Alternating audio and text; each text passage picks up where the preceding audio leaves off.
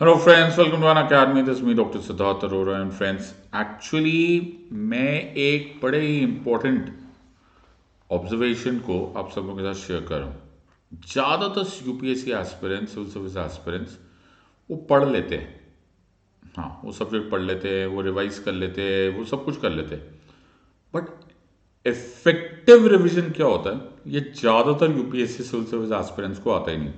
कितने बार ऐसा हुआ है तुम्हारे साथ कि तुमने एक सब्जेक्ट पढ़ा, एक टॉपिक पढ़ा, एक चैप्टर पढ़ा, and then after a while वो बिल्कुल डिसअपियर हो गया। So I thought why not share a method of effective revision, जो मैं अपने प्लस स्टूडेंट्स के साथ बहुत कॉमनली करता हूँ। सो आज मैं तुम्हें उसका एक सैंपल दूंगा about how to do effective revision in polity. This is me doctor Siddharth Arora and Unacademy की दुनिया में मुझे मेरे कोर्स सेट लाइफ के नाम से जाना जाता है।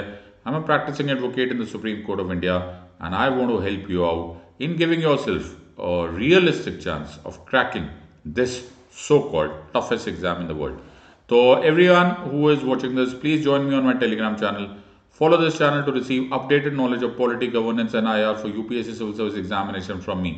तो मेरे पास कोई भी ऐसी इंफॉर्मेशन आती है which is related to the parliament या कोई इंटरनेशनल रिलेशंस में या फिर कॉन्स्टिट्यूशन में या फिर सुप्रीम कोर्ट की कोई नई judgement, I will always share with you on the Telegram channel. So it is very very important कि you can also scan this code and you'll be a part of this Telegram channel. So make sure that you are a part of it. Don't miss this opportunity because कुछ भी updated information है. Also we are available on the Unacademy community also. तो आप app पर जाकर Unacademy community में भी मेरे साथ join करिए and I'll be able to share it with you. So we are on the largest online learning platform in India, which is called as Unacademy, and I'm sure that one day and very soon we will be the largest online learning platform in the world. And yeah, but the best of the best educators from all over India are present under one platform. So it is very important that you take full opportunity of this, चाहे वो Unacademy ultra combat हो, चाहे वो iconic subscription हो, because आपने सिर्फ एक code use करना है, SIDLIVE, सेट लाइव मेरा कोड है। आपने इस रेफरल कोड को यूज करना है, चाहे आप 36 मंथ का कोर्स लो, चाहे 12 मंथ का, चाहे 24 मंथ का कोर्स। आप एक बार देखो the kind of difference in the prices the moment आपने कोड यूज किया set live. You are a wise gang of students my friends, take a wise decision. इतना अच्छा ऑफर शायद कभी नहीं मिलता है। सो चाहे आप ये ऑफर प्लीज याद रख लेना, this is a huge offer. This is new combo resolution to crack UPSC civil service examination. 25% of 18 months iconic combo सिर्फ अवेलेबल है 76,717 पे।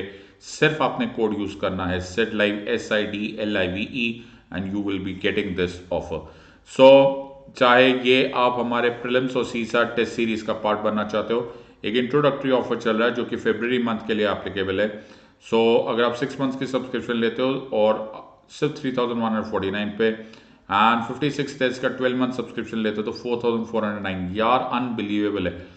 जब तुम टेस्ट सीरीज अनअकैडमी के बाहर कहीं ऑफलाइन फिजिकल वर्ल्ड में जाओगे ना, तब तुम्हें पता चलेगा कि ये प्राइसेस कितने महंगे होते हैं और you are getting it at unbelievable prices. Loan चाहिए, Unacademy is ready to offer you.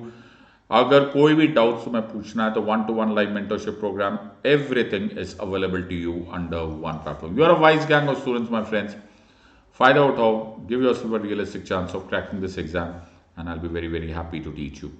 सो आज हम करेंगे क्या, तो मैं तुम्हें ऐसे 10 क्वेश्चंस, एक्चुअली 20 है, बट मैं 10 क्वेश्चंस राउंड 1 में और 10 क्वेश्चन राउंड 2 में दिखाऊंगा, जिस तरह से हम लोग प्लस क्लासेस में करते हैं। तो मैं एक टॉपिक पढ़ाता हूँ, फिर उससे रिलेटेड मैं क्वेश्चंस पूछता हूँ और वो जो क्वेश्चंस होंगे उनको तुम आंसर देने की कोशिश करना। 60 सेकेंड दूंगा मैं तुमको और तुम देखना इसके एंड में तुम्हें मैजिकली कितना इफेक्टिव फीलिंग आएगी कि क्या रिवाइज किया यार, ओए होए, मजा आ गया। सो यू विल अंडरस्टैंड कि ये चैलेंज नहीं है। इट इज नॉट कि मैं कोई टफ क्वेश्चन पूछ रहा हूं, मैं ऐसा भी नहीं बोल रहा हूं कि मैं कोई इस तरह से क्वेश्चन पूछ रहा हूं, ओए होए क्या क्वेश्चन, नॉट एट ऑल। इस पूरे पूरे पैटर्न का सिर्फ एक ही एजेंडा होता है कि जो टॉपिक तुमने पढ़ा हो, जहां से भी तुमने पढ़ा हो, उसका इफेक्टिव रिवीजन हो। तो मैं इसको ज़्यादा डिस्क्राइब नहीं कर सकता क्योंकि वो बात ही क्या जो लफ्ज़ों में अदा हो जाए। So it is very very important कि मैं इस वाले को आपको डेमोन्स्ट्रेट करके दिखाता हूं, my method of doing this. So पहला क्वेश्चन, ओ कहीं से भी स्टार्ट कर दूंगा, मेरी मर्जी है। सो यू हैव 60 सेकेंड्स, फटाफट कमेंट्स में आंसर दो। Which type of citizenship, which of the following type of citizenship is provided by the term jus soli? Which of the following type of citizenship is provided by the term jus soli? A by birth, B by descent, C by naturalization, D by registration। तुम्हारे पास है 60 seconds, चाहे तुम notebook में answer दो, चाहे comment section में answer दो, लेकिन दो। So which of the following types of citizenship is provided by the term jus soli? Tock tick tock tick tock, मैं एकदम बिल्कुल घड़ी के हिसाब से दे रहा हूँ, ना ज़्यादा ना कम। Okay, so I will not give you 1 second extra and I will not give you 1 second more. बहुत ही बढ़िया sir.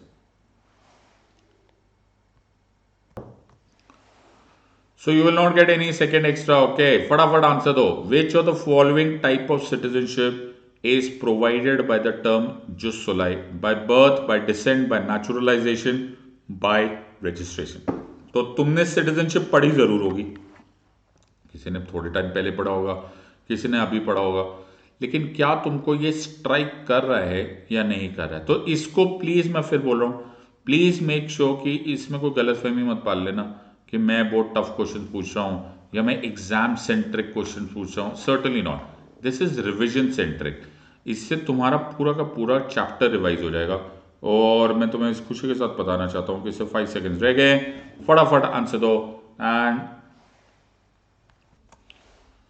And the answer, of course, is A, that is by birth. Oh, I hope तुम लोगों ने इसको पढ़ लिया है।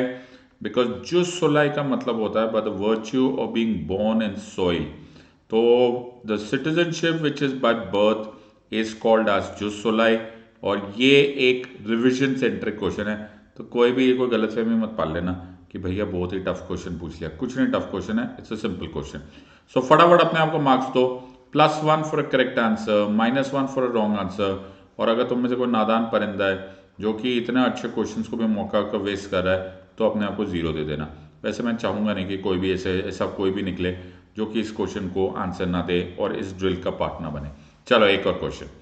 विच ऑफ द, क्वेश्चन नंबर 2 है, विच of the following type of citizenship is provided by the term jus sanguine? कोई मुश्किल नहीं मेरा बच्चा, ये रिवीजन के लिए और कुछ बात नहीं है। Bye birth, by descent, by naturalisation, by registration. बहुत बढ़िया। तो तुम्हारे पास है 60 सेकेंड्स, दिमाग का पूरा संपूर्ण प्रयोग करो, याद करो जब तुमने सिटीजनशिप पढ़ा था। Which of the following type of citizenship is provided by the term jus sanguine? Bye birth, by descent, by naturalisation या बाय रजिस्ट्रेशन? और मैं ज़्यादा टाइम नहीं दे रहा, 12 सेकंड हो चुके हैं, एक भी सेकंड एक्स्ट्रा नहीं मिलेगा। फटाफट आंसर दो, या तो नोटबुक में आंसर दो मुझे तो भी चलेगा, या कमेंट सेक्शन में आंसर दो मुझे तो भी चलेगा। आंसर आना चाहिए। विच of the following type of citizenship is provided by the term jus sanguine? Bye birth, by descent, by naturalisation या फिर bye registration? Tick tock tick tock tick tock tick talk, come on come on come on come on come on come on. Which of the following type of citizenship is provided by the term jus sanguine? अभी है तुम्हारे पास 30 seconds है, और इसको सिर्फ revision centric question समझना, इससे तुम्हारा पूरा का पूरा चैप्टर रिवाइज हो जाएगा। That is the entire purpose, और कुछ पर्पस नहीं है।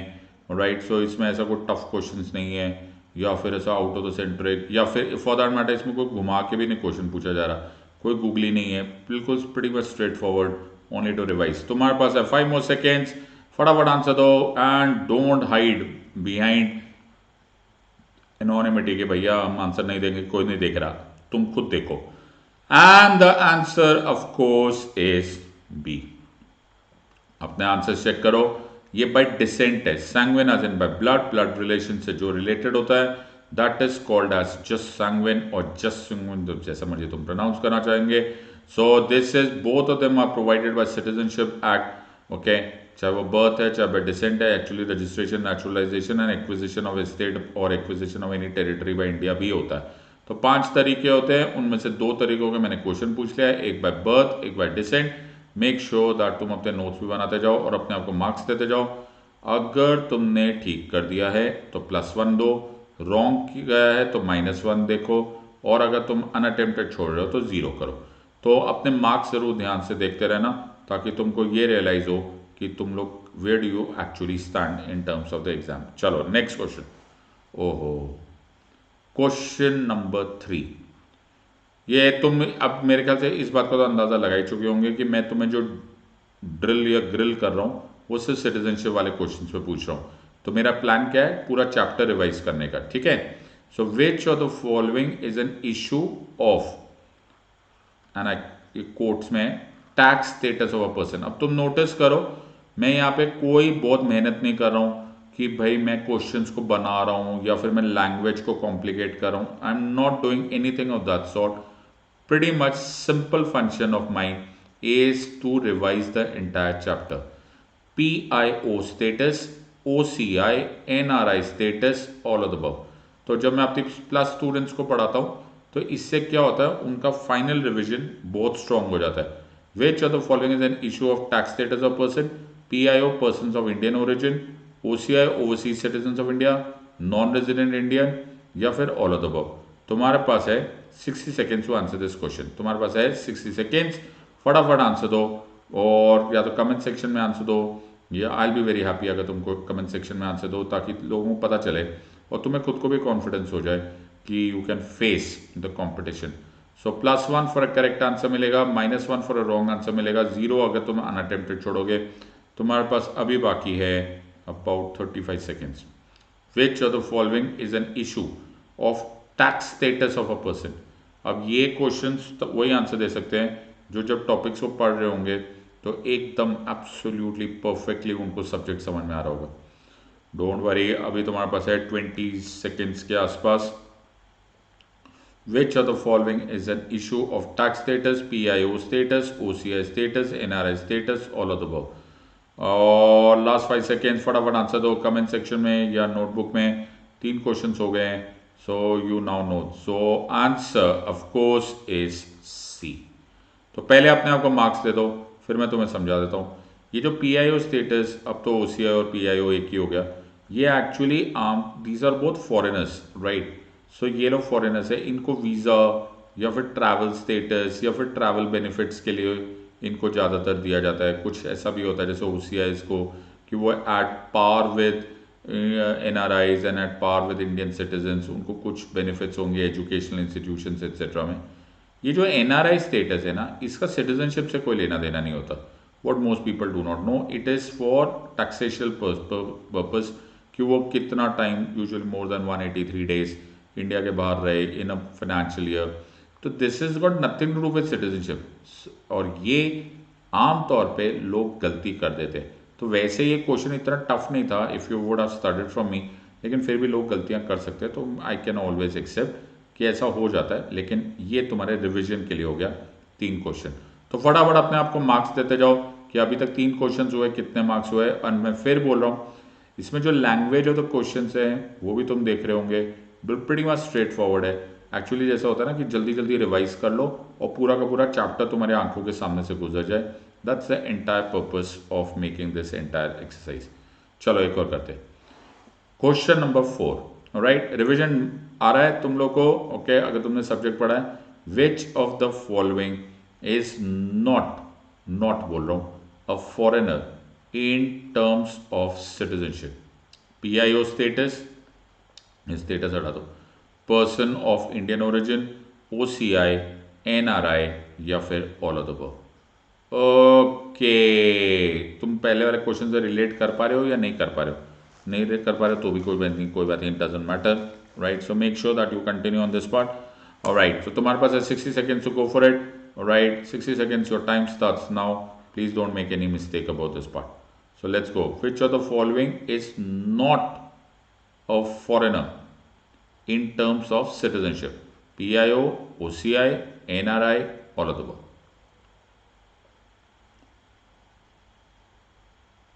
विच ऑफ द फॉलोइंग, तो PIO, OCI, NRI, all of the above में से कौन एक फॉरेनर नहीं है? नहीं है।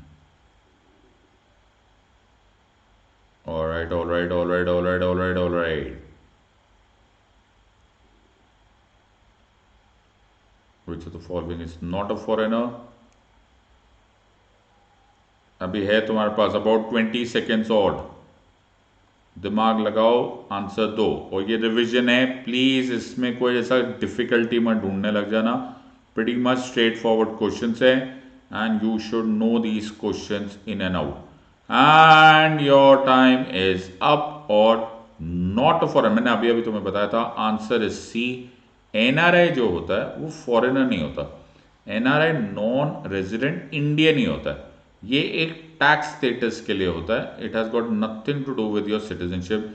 तो ये प्रीवियस क्वेश्चन जो था जिसमें मैंने बोला था कि what is a tax, which of the following is related to a tax status, उस क्वेश्चन से बड़े आराम से कनेक्ट हो सकता है अगर तुम इसको थोड़ा सा दिमाग से आंसर देते। चलो जी, कोई गल नहीं, कोई गल नहीं, रिविजन हो रहा है, कोई चैलेंज तो हो नहीं रहा। +1 for a correct answer, -1 for a wrong answer, 0 अगर तुम अनअटेम्प्टेड छोड़ रहे हो।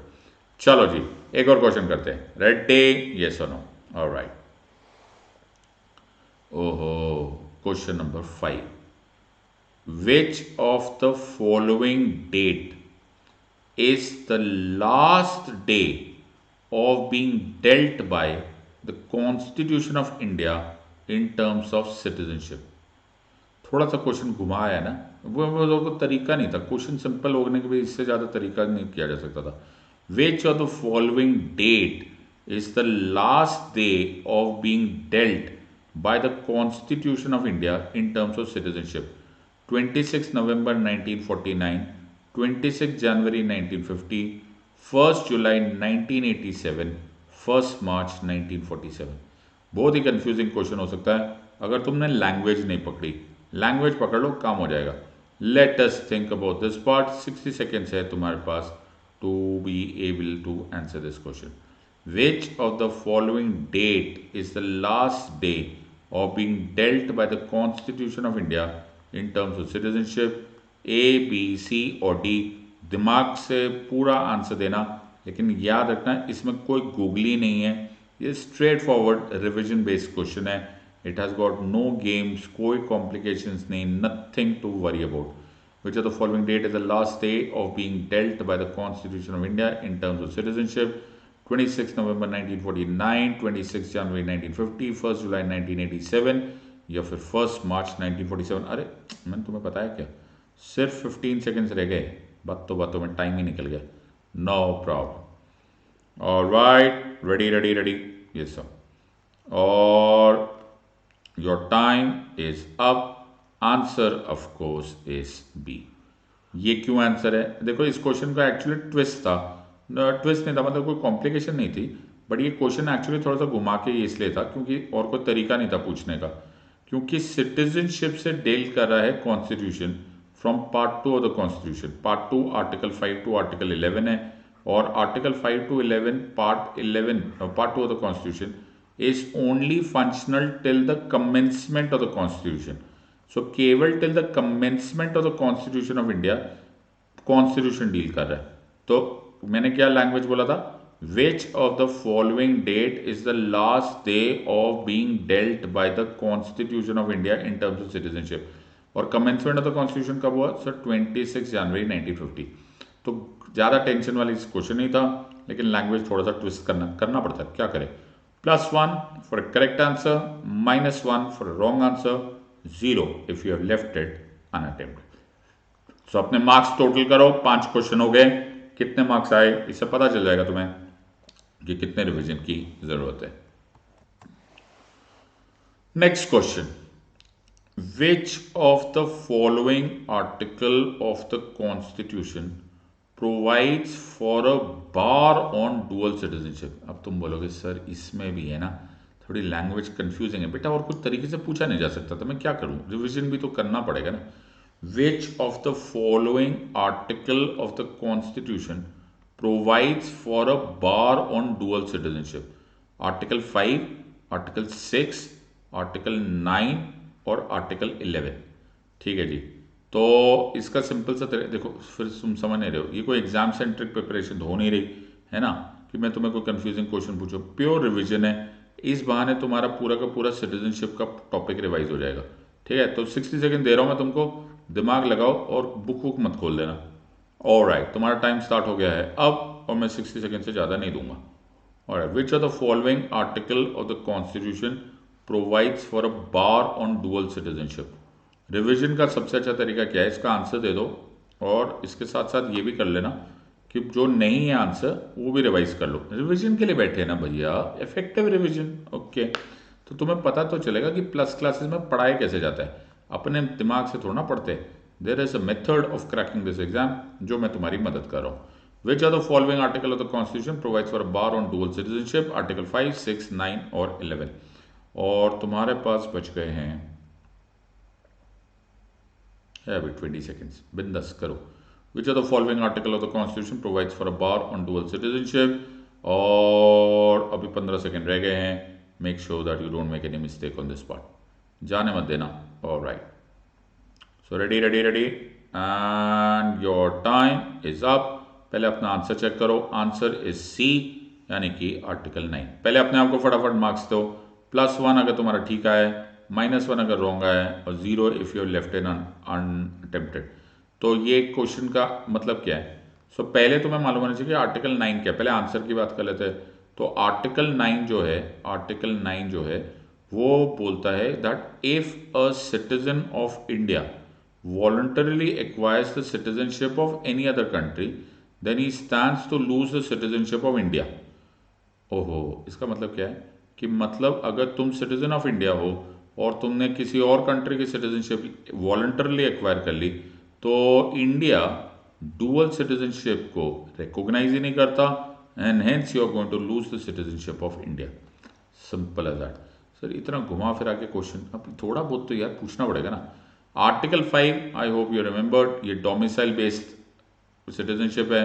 Those who are born in India, grandparents born in India, okay, ordinary resident in India 5 years before the commencement of the constitution. Article 6 is those who are migration, और article 11 ये बोलता है कि that the constitution of India says that after the commencement of the constitution any further decision shall be decided by the parliament by law. इसलिए वहां से बनना start हुआ सिटीजनशिप एक्ट ऑफ 1955। तो इस स्पीड पे ना बेटा ये समझ में आना बड़ा ज़रूरी है, इसलिए मैंने अपने प्लस स्टूडेंट्स को इतना ज़्यादा ट्रेन कर दिया है कि अब उनको ये सपने में भी आने लग गया होगा। क्या बात करो, लेट्स सी। एक और क्वेश्चन, ठीक है, रेडी, रिवीजन हो रही है तो एक और करेंगे। Question number 7, which are the following article of the constitution provides for citizenship on the basis of domicile. कभी कभी तो तुम्हारे मन में ख्याल आता होगा कि मैं कितने अच्छी तरह से तुम्हारी मदद कर रहा हूँ, मैंने अभी अभी तुम्हें पता ही दिया था आंसर, पता नहीं तुमने सुना कि नहीं। विच of the following article of the constitution provides for citizenship on the basis of domicile? Article 5, article 6, article 9 या article 11? Okay, which of the following article of the constitution provides for citizenship on the basis of domicile? 5, 6, 9, 11। अरे मैंने तुम्हें बताया क्या, 10 seconds हो गया। Okay, तो 50 second बाकी रह गए, 10 सेकेंड मान के चलो हो गए। ओके, मैंने रिपीट किया ना क्वेश्चन, टाइम ज़्यादा नहीं दूंगा। तो 50 सेकेंड है तुम्हारे पास, एंड थोड़ा सा दिमाग लगाओ, और अगर तुम ज़रा सा भी ज़्यादा दिमाग लगाओगे तो तुमको आंसर मिल जाएगा, क्योंकि अभी मैंने 15-20 सेकेंड पहले तुम्हें ये आंसर बताया था। वो मेरा काम था, मैं ऐसा बताता नहीं हूँ, लेकिन पता चल गया होगा तुमको। Which are the following article of the constitution provides for citizenship? और तुम्हारे पास अब रह गए हैं करीब करीब 20 सेकेंड्स। मैं टाइम के मामले में बहुत स्ट्रिक्ट हूँ, तो इसको रिवीजन के तौर पे लेना प्लीज़। इसमें ज़्यादा वो भी मत सोचना, ओवर थिंक भी मत करना, because it does not function at all. So +1 for a correct answer, -1 for a wrong answer, 0 if you left it unattempted, and make sure कि तुम इसके आंसर या तो कमेंट सेक्शन में दो या नोटबुक में दो। बहुत ही बढ़िया, and the time is up. और मैं एक्चुअली तुम्हें आंसर बता चुका था, it was on the basis of domicile. Answer is A. So article 5 is answer, मैं जो ऑलरेडी तुम्हें बता चुका था। और तुमने प्रीवियस आंसर को भी ध्यान से सुन लिया होगा। लेकिन प्रॉब्लम क्या होती है मालूम है, if you don't know the subject ना, तुम्हें सुनाई भी नहीं देता, बिकॉज ये इतना सब कुछ हो जाता है। सो दैट इज़ वाई जो लोग मेरी क्लासेस में नए नए आते हैं प्लस स्टूडेंट्स में, मैं उनको पहले बोलता हूँ तो पहले ना शांत हो जाओ, बिकॉज ये learning from a subject expert, पहले शांति से सुन लो। 10-15 क्लासेस हो जाएगी, अपने आप तुम्हें पता चल जाएगा कि what is called 24 carat rock solid preparation, फिर तुमको सब समझ में आने लग जाएगा। तो पहले हमें पढ़ाने तो दो। ओके, सो अदन तो सीखो। Question number 8 coming your way. Alright, which of the following article of the constitution provides the power to the parliament to deal with, and I'm quoting, questions and issues of citizenship, quote unquote, article 5, article 6, article 9 और article 11। कभी कभी तुम्हारे मन में ख्याल आ तो रहा होगा कि सिद्धार्थ सर अजीब सा काम कर रहे, अभी तो क्वेश्चन पूछते उससे पहले आंसर बता चुके होते, बट सुनाई नहीं दिया होगा ना तुमको। 60 सेकेंड्स है तुम्हारे पास, make sure that you answer this question well. Which of the following article of the constitution provides the power to the parliament to deal with questions and issues of citizenship? Okay, article 5, 6, 9 और 11, और तुम्हारे 15 second गुजर भी चुके, never mind. तो अब तुम्हारे पास 45 second रह गए, देखते हैं तुम्हें क्या याद रहता है। Which are the following article of the constitution provides the power to the parliament to deal with questions and issues of citizenship? और तुम्हारे पास अब मुश्किल से 25 सेकेंड्स रह गए। लेट्स गो गो गो गो गो गो गो, फटाफट आंसर दो। +1 for a correct answer, -1 for a wrong answer, 0 left unattempted. लेकिन याद रखना, ये मैं फिर रिपीट कर रहा हूँ, इस तरह के क्वेश्चंस पूछे नहीं जाते, ये सिर्फ रिवीजन के लिए है, तुम्हारे फैक्ट कलेक्शन के लिए। सिविल सर्विस में इतना स्ट्रेट फॉरवर्ड ना पूछा जाता है, ना पूछा जाना चाहिए, ये केवल रिवीजन के लिए। लेकिन जब तुम ये कर लोगे, तुम्हें पूरा का पूरा सब्जेक्ट आ जाएगा, फिर जब वो घुमा के भी क्वेश्चन पूछेंगे तुम्हें आंसर आने लग जाएंगे। So there is a method of preparing for this exam, खुद नहीं हो जाता।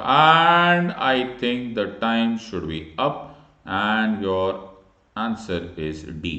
तो answer of course is article 11, जो कि मैं ऑलरेडी बता चुका था कि it is from the till the commencement of the constitution of India, it was a work of the constitution, and after that it has been decided by article 11 that any further questions and issues of citizenship shall be dealt by the parliament by law, not by constitution। इसीलिए citizenship act of 1955 पास किया गया था।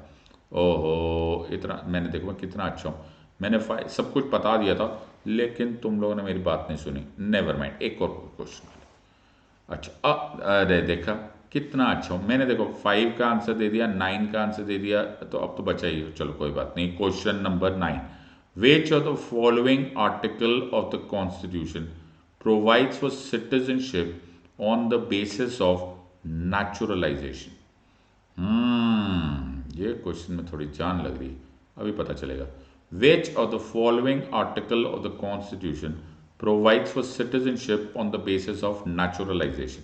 मैं फिर बोल रहा हूँ, इतने सिंपल ऐसे लैंग्वेज में नहीं पूछा जाता, घुमाया जाता है क्वेश्चन को, लेकिन मैं घुमा नहीं रहा, मैं तो रिवाइज करवा रहा हूँ ना। आर्टिकल 5, 6, 9 और नन ऑफ द अबव। अरे बाय द वे, मैंने तुम्हें बताया नहीं, तुम्हारे 10 सेकंड निकल गए, 50 सेकंड बाकी है, हिसाब पूरा होना चाहिए। वेरी गुड, और फटाफट आंसर दो। नोटबुक में आंसर लिखना है नोटबुक में आंसर लिखो, कमेंट्स में आंसर लिखना है कमेंट्स में आंसर लिखो। +1 मिलेगा अगर तुम्हारा करेक्ट आएगा, -1 मिलेगा अगर रॉन्ग आएगा, और 0 अगर अनअटेम्प्टेड होगा। ओके, वैसे मैं तुम्हें आंसर नहीं बता चुका हूँ, बताया कि नहीं बताया, मुझे क्या पता। Which of the following article, और तुम्हारे पास बचे हैं अबाउट 20 और seconds to answer this question. Which of the following article of the constitution provides for citizenship on the basis of naturalisation? 5, 6, 9 और none of the above. And the time is almost up. और कमाल की बात क्या है मालूम है क्या, ये गूगली थी। सर आप तो बोल रहे थे कि सिंपल क्वेश्चन पूछूं, नहीं, पर ये गूगली थी, मेरी मर्जी।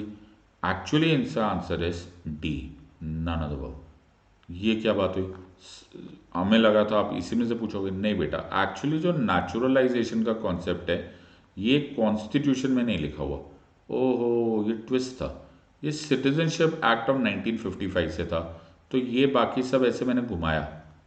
यार आप तो बोल रहे थे रिवाइज कराओगे, फिर आप इसको ऐसा घुमाना भी अलाउड हो गया। हाँ बेटा, ये none of the above answer है।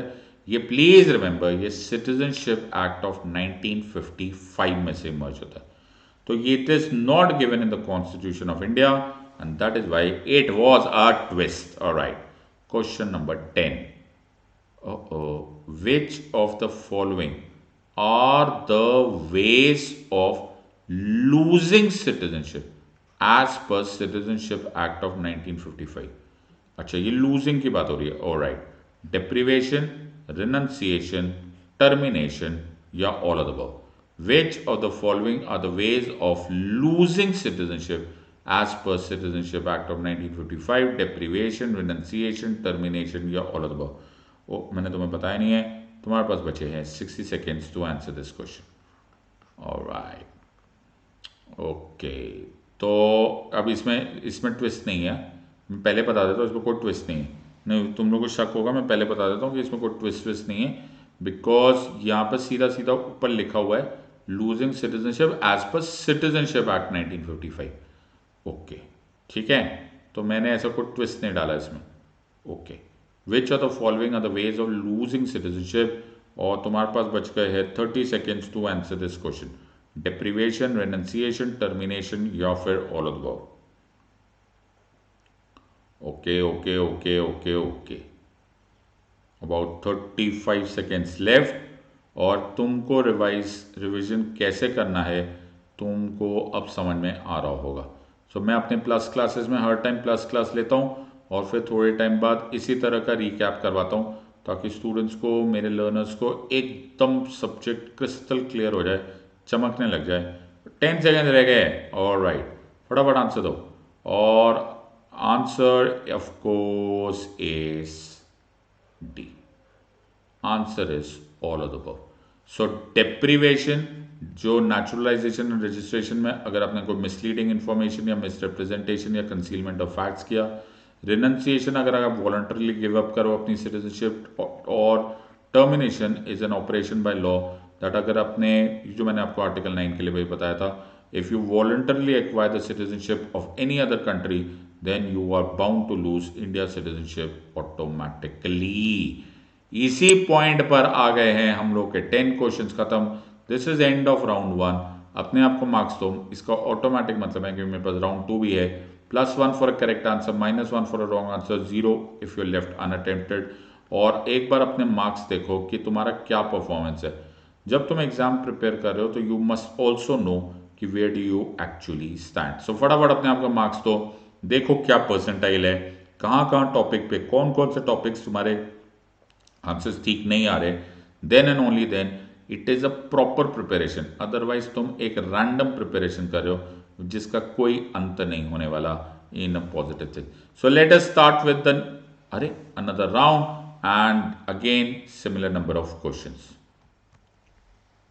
सो let us have a quick round. अरे वाह, यस। तो अब तो तुमको थोड़ा बहुत आइडिया हो गया है कि ये रिवीजन पैटर्न है। तो एक और राउंड करते हैं और लेट अस सी कि तुम इसको रिवीजन में कितनी मदद ले पा रहे हो। ठीक है, तो you will enjoy this. I hope you are enjoying this part and you will be able to revise the entire chapters in very very short period of time. तो पूरा चैप्टर तो नहीं है, बिकॉज हम लोग प्लस क्लासेस में तो बहुत ज़्यादा डिटेल में जाते हैं, लेकिन मैं एक अपॉर्चुनिटी तुम्हें देना चाहता था टू ट्राई एंड अंडरस्टैंड कि क्यों हम लोग बोलते हैं कि अनअकैडमी ज्वाइन करो, क्यों मैं बोलता हूँ कि मेंटोरशिप की ज़रूरत है, क्यों मैं बोलता हूँ कि स्ट्रक्चर प्रिपरेशन। कुछ एक तरीका होता है कि सब्जेक्ट तुम्हारे लिविंग मेमोरी का पार्ट हो जाए। सो let us understand this. Okay, और थोड़े बहुत और क्वेश्चंस कर लेते हैं। क्वेश्चन नंबर 1, ओके, तो उस राउंड के मार्क्स देख लेना और अब इस क्वेश्चन नंबर 1 को देखो। विच of the following can not be included in freedom of assembly as per the Constitution of India? Number A, right to take out marches without arms, right to take out peaceful rallies, right to take out processions of religious nature, right to do industrial strike. ये तो थोड़ा सा complicated लग रहा है ना। Complicated कुछ भी नहीं बेटा, स्ट्रेट फॉरवर्ड रिवीजन क्वेश्चन है, 60 सेकेंड्स है, टेंशन मत लो और अपना आंसर दो। तो एग्जैक्ट 60 सेकेंड मिलेंगे, ना कम ना ज़्यादा, and make sure that you answer this very well. Okay, याद रखना +1 मिलेगा फॉर अ करेक्ट आंसर, -1 मिलेगा for a wrong answer and 0 left unattempted. तुम्हारे पास अभी 40 सेकेंड बाकी है, फटाफट आंसर दो और दिमाग का प्रयोग करो। ओके, गेस वर्क पे मत जाओ। याद रखना ये कोई एग्जाम नहीं हो रही, ये कोई चैलेंज नहीं है कि तुमको फर्स्ट ही आना है या सेकंड ही आना है। ये तुम्हारे खुद के साथ एक रिजॉल्ट है कि क्या तुम ये करने को रेडी हो या नहीं हो। तो if you do it then you will be able to revise the entire topic very very well. Which of the following cannot be included in freedom of assembly as per Constitution of India? तुम्हारे पास बचे हैं about 10 seconds. बहुत ही बढ़िया, ready, yes sir. So which of the following cannot be included in freedom of assembly and your time is up. और पहले अपने आप को मार्क्स दो, आंसर इज डी। ये क्या बात हुई? यस, तो ये मैंने क्लैरिफाई भी किया हुआ है, ऑनरेबल सुप्रीम कोर्ट की जजमेंट है and it says that right to strike कोई फंडामेंटल राइट ही नहीं है। एक्ट मैक्सिमम एक स्टैट्यूटरी राइट है, वो भी अंडर इंडस्ट्रियल डिस्प्यूट्स एक्ट, और उसमें बहुत सारी कंडीशंस है। So marches without arms, obviously peaceful rallies, और इसमें तो इंपॉर्टेंट वर्ड्स मैंने पहले ही लिख लिया था। Actually freedom of assembly says that every citizen shall have the freedom to assemble peaceably and without arms. तो ये दोनों सब कुछ इंक्लूडेड हो गया, तो अरे बहुत ही बढ़िया हो गया। तो अपने आप का मार्क्स दो and let us look at the next question. Quick revision, question number 2, which of the following is not the anal right. मैं फिर ये बात बोल रहा हूं, इसमें कोई लैंग्वेज ऐसे टेक्निकल नहीं होगी, इस तरह से क्वेश्चन कभी नहीं बना के दिया जाता। क्वेश्चन के फैक्ट्स मैं तुमको याद दिलवा रहा हूँ। ओके, क्वेश्चन बहुत ज़्यादा कॉम्प्लिकेट गोल गोल घुमा के या फिर बड़ी डिप्लोमेटिकली या पॉलिटिकली करेक्ट स्टेटमेंट यूज़ करके किया जाता है, मैं वो नहीं कर रहा हूँ। मेरा सिंपल सिंगल पॉइंट एजेंडा ये है कि तुम्हारा पूरा चैप्टर रिवाइज हो जाए। सो इसको सिंपल भी नहीं समझा जा सकता, इसको टफ भी नहीं समझा जा सकता। जो मेथड मैं तुम्हें बोल रहा हूँ ये क्वेश्चंस केवल रिविजन के लिए। सो मैं फिर रिपीट कर रहा हूँ, which are the following is not the right of an arrested person, right to have a legal representative, right to know the grounds of arrest, right to bail in all cases, right to remain silent। यार ये तो बड़ा ही complicated है, इसीलिए मैं बोलता हूँ कि ये अपने आप को सो कॉल्ड मिथ्या में मत रखो कि without structure preparation it is possible to crack this exam. It is not possible. 60 seconds है और आंसर देना स्टार्ट करो। Your time has already started. 60 seconds है for you to answer this question. Which of the following is not the right of an arrested person? Okay, not पे ध्यान देना, और ये एग्जाम में वैसे भी आदत बना लेना कि नॉट वर्ड आते थोड़ा सा केयरफुल हो जाना, because you are bound to make a mistake if you ignore this word. और अरे मैंने तुम्हें बताया ही नहीं, 20 सेकेंड रह गए। I hope you are able to answer this question. Which of the following is not the right of an arrested person? Right to have legal representative, और ये मैं फिर ये बात बोल रहा हूँ, अगर MCQ के फॉर्म में आएगा ना वो इसको बहुत ज़्यादा कॉम्प्लिकेट करेंगे। So let us answer this part और आंसर फटाफट मार्क्स देना। Answer is C. क्या बात कर रहे हो यार, ये तो हद ही होगी। राइट टू बेल नहीं है, राइट टू बेल तो है मेरे बच्चे, right to bail in all cases नहीं है। जब क्वेश्चन बहुत ज़्यादा कॉम्प्लिकेट हो जाता है तो एग्जामिनर ये गेम ज़रूर खेलता है। वो जो चॉइस करेक्ट होती है ना उसमें वो ज़्यादा गेम नहीं खेलता, उसमें एक छोटा सा वर्ड डाल देता है या निकाल लेता है।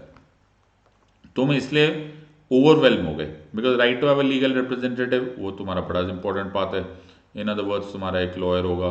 Right to know the grounds of arrest is section 50 of criminal procedure. Right to remain silent, ये भी कॉन्स्टिट्यूशनल का सेफ गार्ड्स है, protection from self incrimination, right to remain silent, Miranda warning, ये सब मैंने पढ़ाया हुआ है।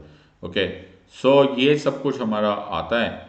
ये राइट टू बेल भी है but only in bailable cases. ओहो, द जमानती अपराध, नॉट द गैर जमानती अपराध। तो ऑल केसेस या ट्विस्ट दे दिया। कोई बात नहीं। और इसका रीजन क्या है मालूम है? तुम ओवरवेल्म हो गए। ओवरवेल्म इसलिए होता है क्योंकि तुमने स्ट्रक्चर्ड प्रिपरेशन नहीं की। चलो कोई गल नहीं, कोई बात नहीं, कोई बात नहीं, इतना मत टेंशन लो।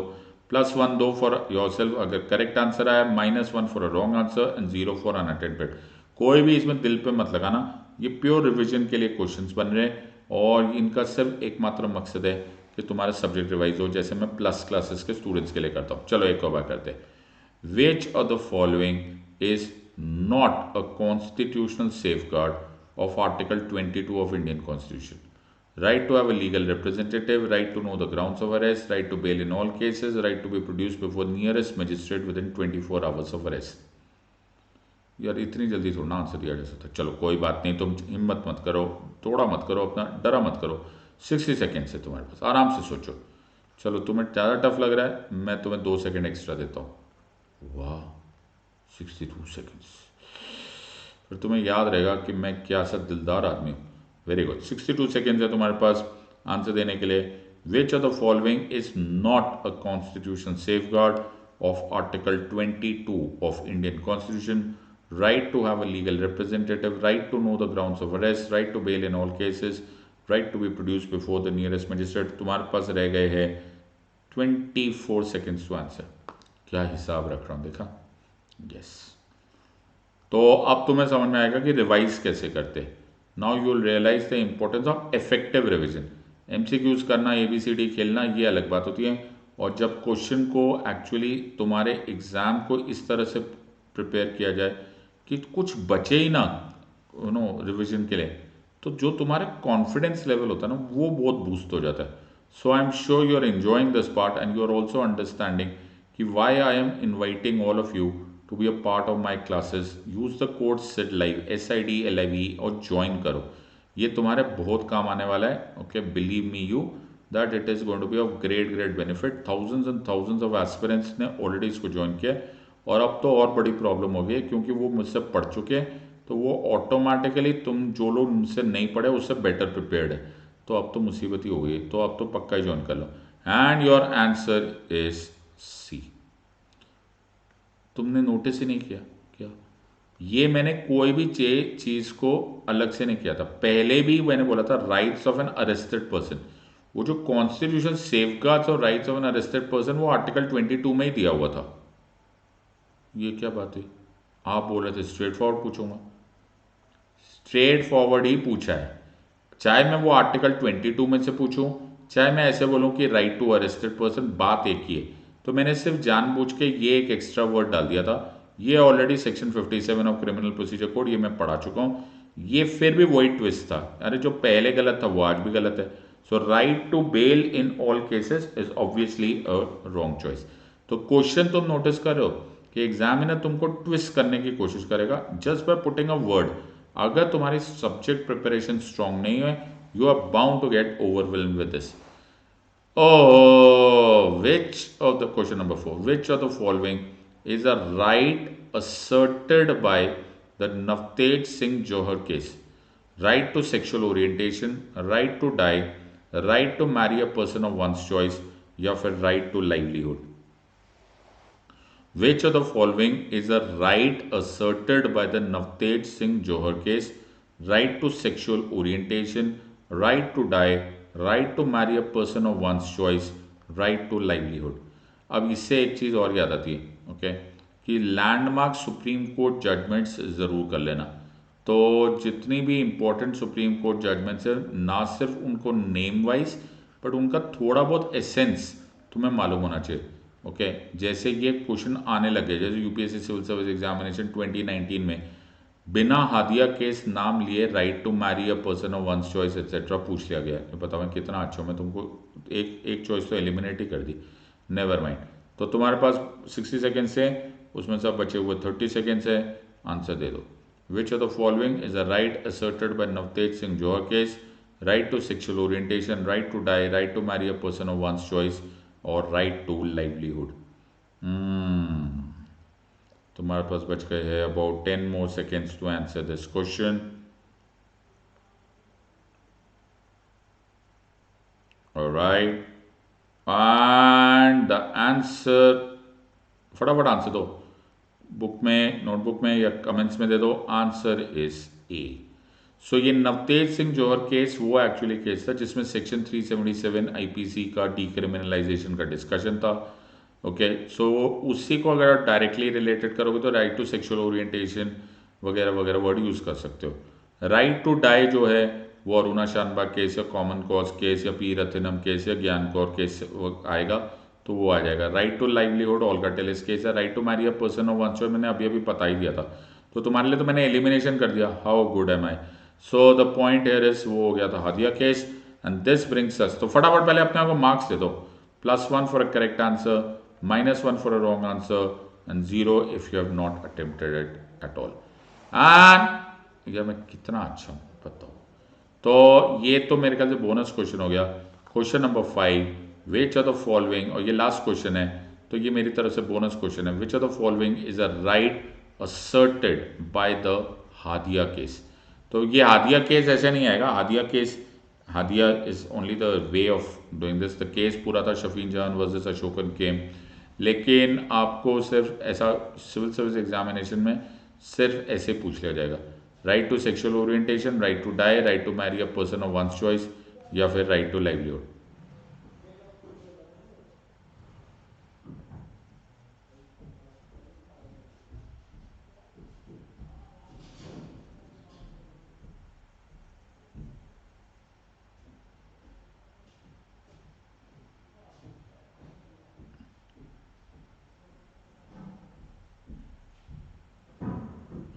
और तुम्हारे पास बच गए हैं नियरली 10 सेकेंड्स, और मेरे ख्याल से तो ये भी मैंने तुम्हें देना नहीं चाहिए बिकॉज मैं तुम्हें इसका आंसर ऑलरेडी बता चुका हूँ। आंसर इज सी, और ये आंसर तुम्हारा इसलिए ठीक आ रहा है बिकॉज हादिया केस में दो चीज़ें थी, right to change one's faith and right to marry a person of one choice. तो ये दोनों ही बातें थी। Okay, +1 for a correct answer, -1 for a wrong answer and 0 if you have not attempted it. Make sure that अपने आप को total marks दो। अब तुम्हें रिविजन का आइडिया हो गया होगा कि करना कैसे होता है। This was my entire agenda to help you understand कि एक ही चैप्टर पढ़ो, एक टॉपिक पढ़ो, उसको कैसे रिवाइज करो through the method of MCQs. So this is how I make my plus students revise their entire chapters, और इसीलिए मैं आप सब लोगों को इनविटेशन दे रहा हूँ that please join us on a plus classes. एक तो तुम्हें बहुत रीजनेबल प्राइसेस पे बहुत अच्छे कोर्सेज मिल रहे हैं, और प्रीलिम से लेकर मेंस तक, मेंस से लेकर ऑप्शनल तक अनअकैडमी तुम्हारा लास्ट डे तक साथ देगा। Use the code set live, join team set live, we'll be very very happy to teach you, and you will get immediate discount by using the code set live, and give yourself a realistic chance of cracking this exams. In the words of Unacademy, let's crack it. Until next time, God bless, thank you, and Jai Hind. Let's crack it.